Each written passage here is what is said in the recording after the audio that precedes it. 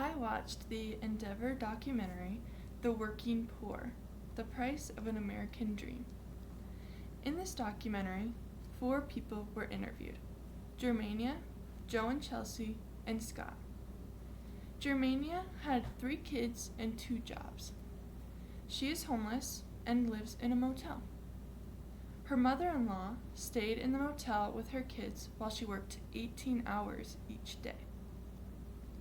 Joe and Chelsea lived in a tent in a church parking lot in Seattle. Joe was actively looking for a job in construction, but he struggled. Scott worked at General Electric, but got a letter telling him that he was being laid off. Out of these 4 interviews, the most significant social problem that was addressed was homelessness. The most significant takeaways from this documentary are to not take your job for granted, and don't believe the myth that poverty is simply caused by laziness. Some people are really trying, but can't keep up with today's society, especially if they're the primary provider for their family. Another takeaway from this documentary is that sometimes you cannot tell if someone is poor.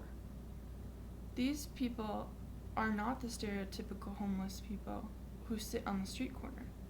They are the ones who are working as hard as they can just to barely make ends meet. From watching this documentary, I learned about the experience of people being homeless because of their jobs. Even though they are actively trying to make ends meet, like Joe and Chelsea, they are still punished with homelessness. As the rich keep getting richer, the poor keep getting poorer. Although homelessness was the social problem the documentary focused on, other social problems caused it, and there were some created from it. An example of a social problem that causes homelessness is poverty from not being paid enough.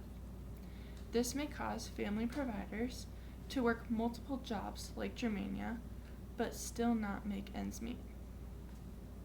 Some examples of social problems caused by homelessness are diseases and high crime rates. The social institution that is most impacted by homelessness is the family. When you think of a family, you usually think of a nice home to go along with it. The social institution with influence on changing the problem is the economy. The economy can change this problem through wages and job security. An example of a solution that was intended to help homelessness but ended up with a different outcome was working multiple jobs.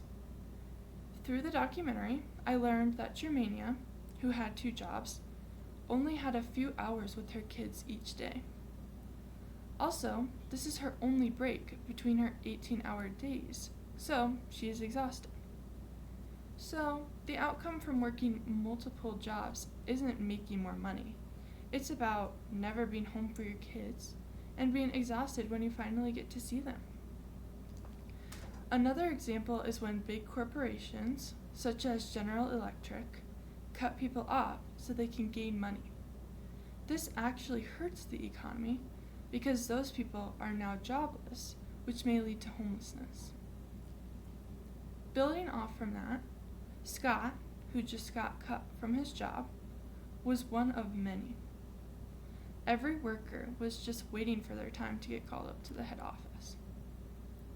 The public response to this was that Scott and his previous coworkers stood on the corner of the road holding up signs that said, "Honk if you support us." They did this until the police told them to leave.